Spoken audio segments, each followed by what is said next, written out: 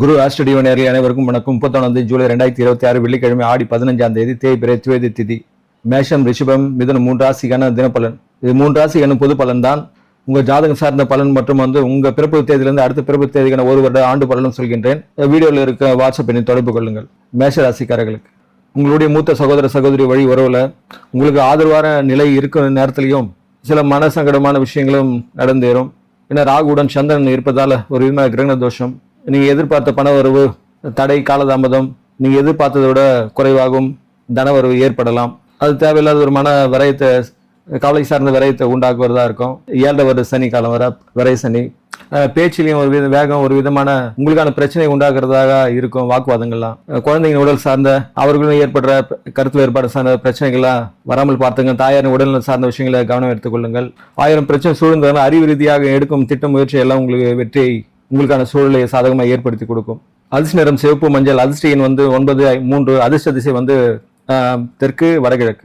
ரிஷபராசிக்காரர்களுக்கு செய்யும் தொழில், வேலை சார்ந்த விஷயங்கள்ல ஒரு நல்ல முன்னேற்றம் காண்பதா இருக்கும். திடீர் பண வரவு, அது சார்ந்த விஷயங்கள், வெளிநாட்டு தொடர்பு, வெளிமாநில தொடர்பு சார்ந்த விஷயங்கள்லாம் உங்களுக்கு கை கொடுப்பதா இருக்கும். ஆனா அது சார்ந்த பயம், பதட்டமும் கூடவே இருக்கும்.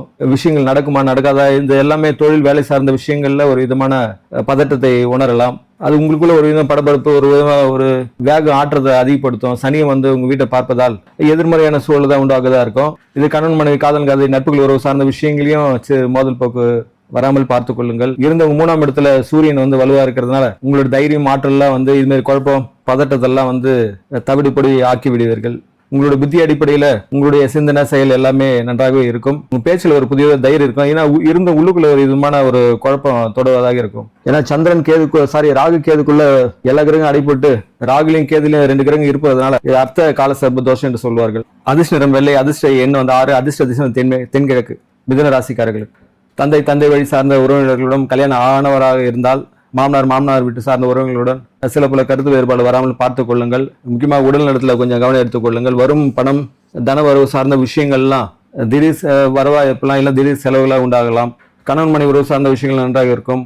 உங்களுடைய முயற்சி, வேகம், முக்கிய பொறுப்பு சார்ந்த விஷயங்கள்லாம் ஒரு விதமான பின்னடைவு நோக்கியதான் இருப்பதாக இருக்கும். உங்க 2ஆம் வீட்டிலே சூரியன்ல குரு ஒரு இது அஸ்தங்கம். அதனால குடும்பம் சார்ந்த சுப நிகழ்வு, திருமணம் சார்ந்த நிகழ்வுகள்லாம் கொஞ்சம் ஒரு காலதாமதம், ஒரு பின்னடைவு கொண்டதாக இருக்கும்.